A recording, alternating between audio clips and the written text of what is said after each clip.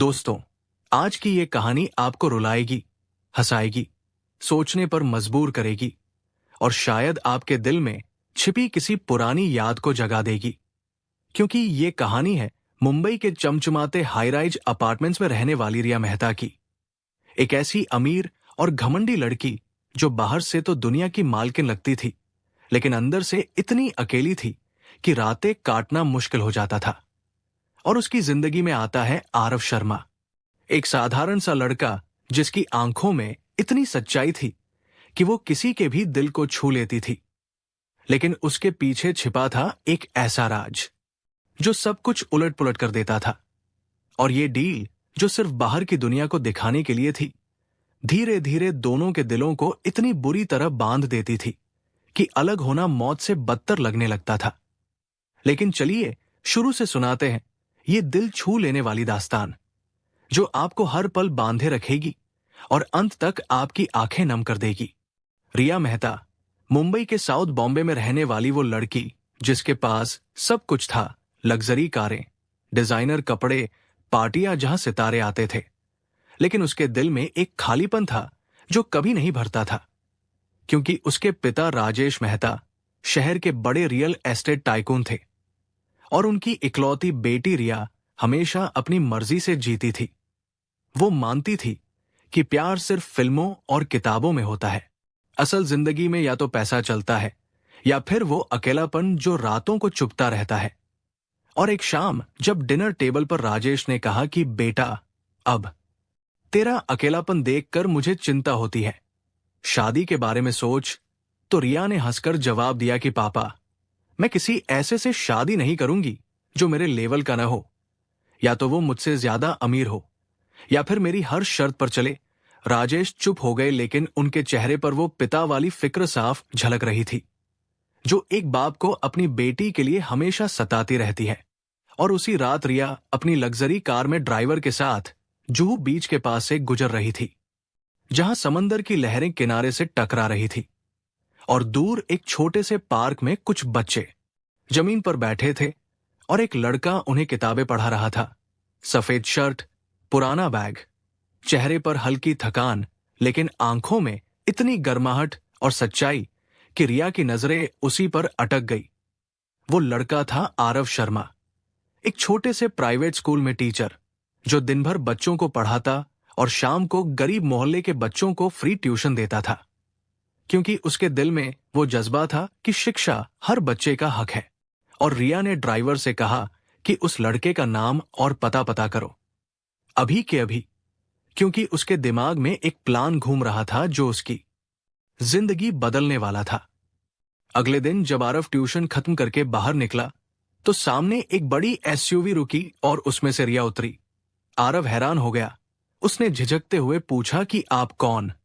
और रिया ने बिना किसी हिचकिचाहट के अपनी आंखों में वो अमीर वाली ठसक रखते हुए कहा कि मुझे तुमसे एक डील करनी है। कुछ दिनों के लिए मेरा बॉयफ्रेंड बनना है, मेरी शर्तों पर, सिर्फ बाहर की दुनिया को दिखाने के लिए।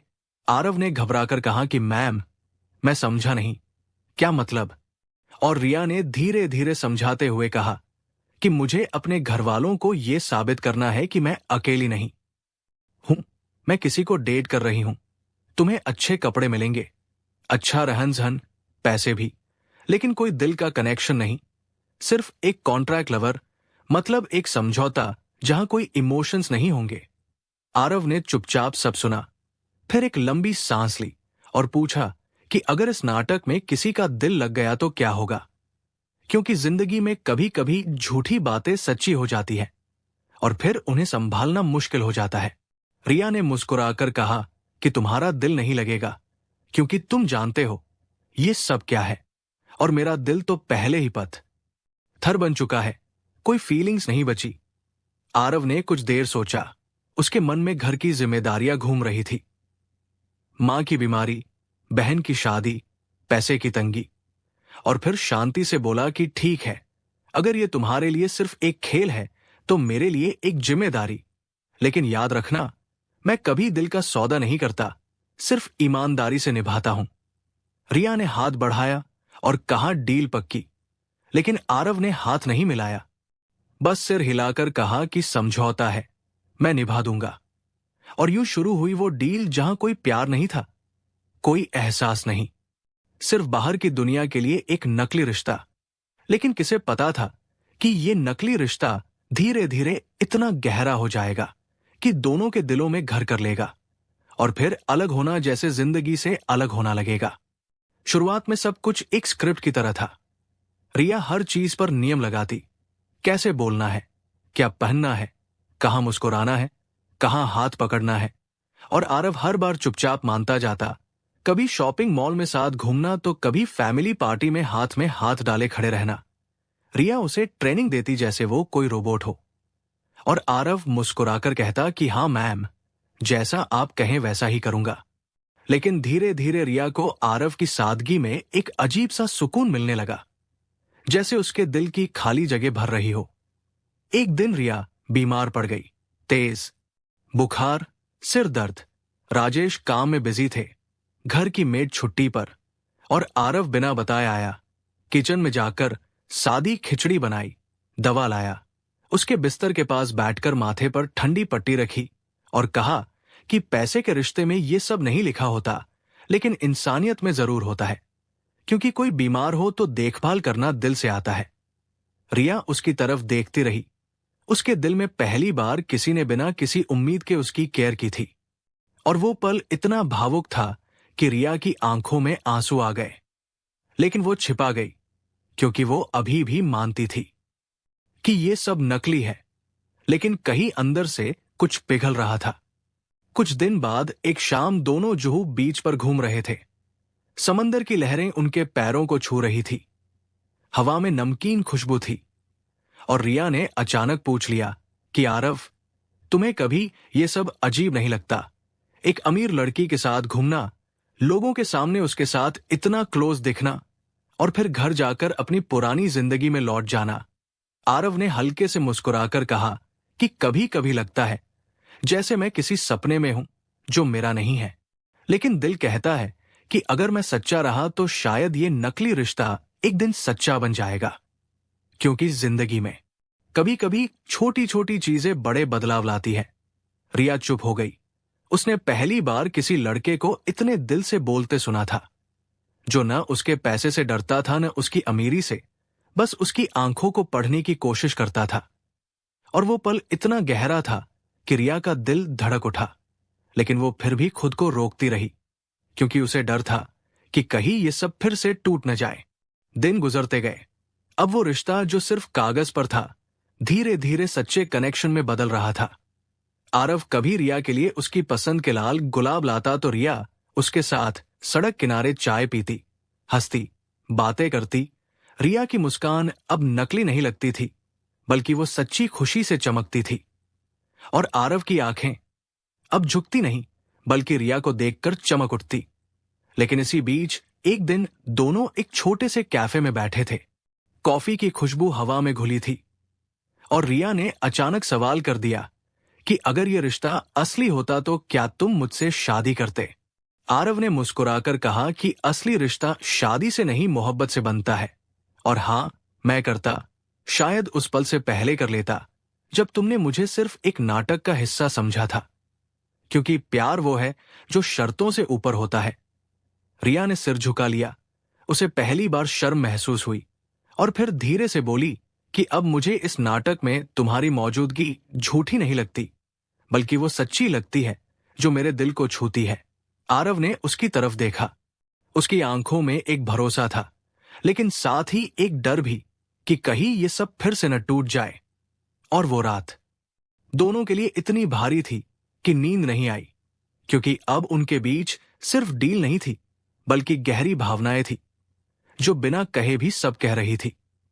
और प्यार जब धीरे धीरे पनपता है तो सबसे बड़ा खतरा वो सच्चाई होती है जो सब कुछ बिखेर सकती है। रिया अब खुद को नहीं पहचान पा रही थी।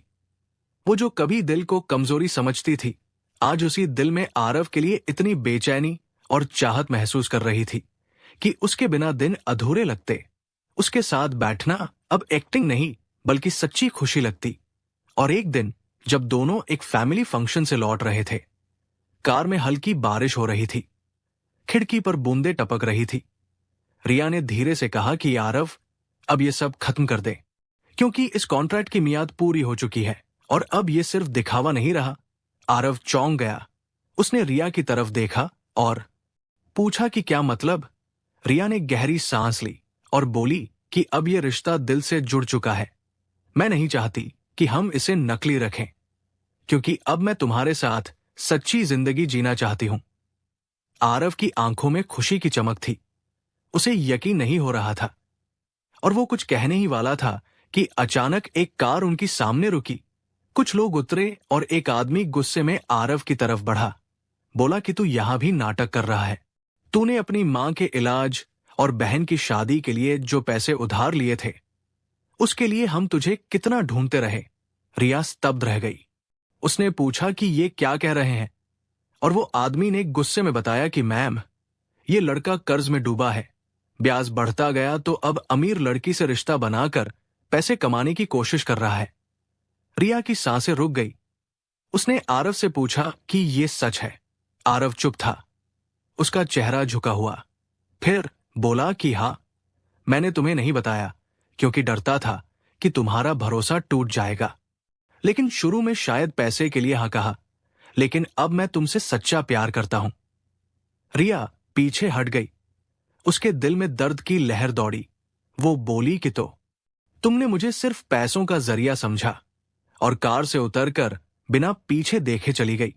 वो पल इतना दर्दनाक था कि रिया का दिल जैसे टूटकर बिखर गया और आरव को लगा जैसे उसकी दुनिया खत्म हो गई। उस रात रिया ने अपने कमरे में बैठकर वो कॉन्ट्रैक्ट पेपर फाड़ दिए। आंसू बहते रहे। वो सोचती रही कि जिस रिश्ते को मैं सच्चा समझी वो भी झूठ से शुरू हुआ था, और अब सब कुछ खत्म हो गया। लेकिन अगर प्यार सच्चा हो तो जुदाई सिर्फ दूरियां लाती है, रिश्ता नहीं तोड़ती। रिया ने आरव को छोड़ दिया, लेकिन खुद को भी जैसे छोड़ दिया। न पार्टियां, न सोशल मीडिया, न शॉपिंग। दिन भर बिस्तर पर पड़ी रहती। रात को बालकनी में बैठकर पुरानी यादों में खो जाती, जहां वो कॉन्ट्रैक्ट की कॉपी देखती और रोती।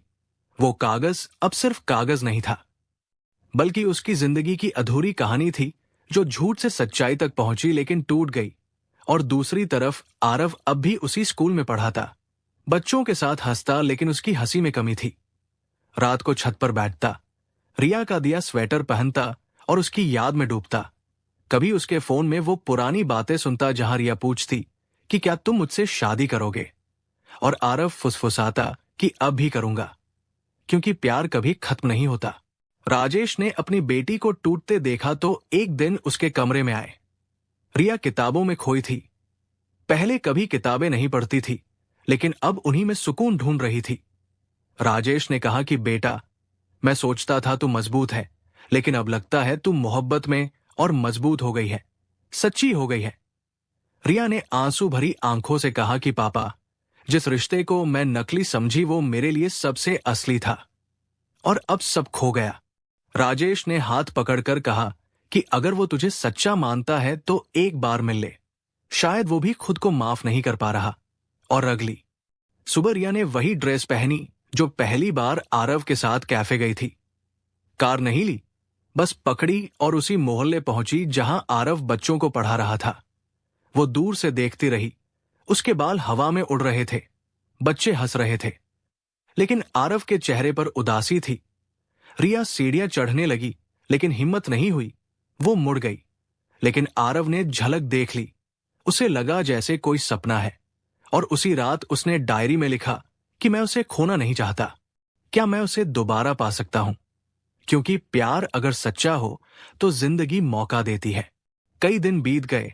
आरव ने रिया को नहीं देखा, लेकिन उसके दिल में सुकून था, जैसे कोई अधूरा ख्वाब पूरा होने वाला हो। और रिया ने अपनी डायरी में हर दिन लिखना शुरू किया, हर एहसास, अफसोस, मोहब्बत, और बीच में एक चिट्ठी रखी कि अगर हम फिर मिले तो कोई शर्त न हो, सिर्फ हम। अगली सुबह मुंबई के उसी छोटे स्कूल में बुक फेयर हुआ। रिया ने गुप्त रूप से किताबें डोनेट की, और एक किताब लव विदाउट कंडीशंस में वो चिट्ठी आरव के नाम। जब आरव ने खोली और पढ़ी तो आंसू बहने लगे। वो भागा, सड़कें पार की, रिया की बालकनी के नीचे पहुंचा, और वहां रिया खड़ी थी। दोनों की आंखें मिली। रिया ने कहा कि क्या अब भी मुझसे शादी करोगे?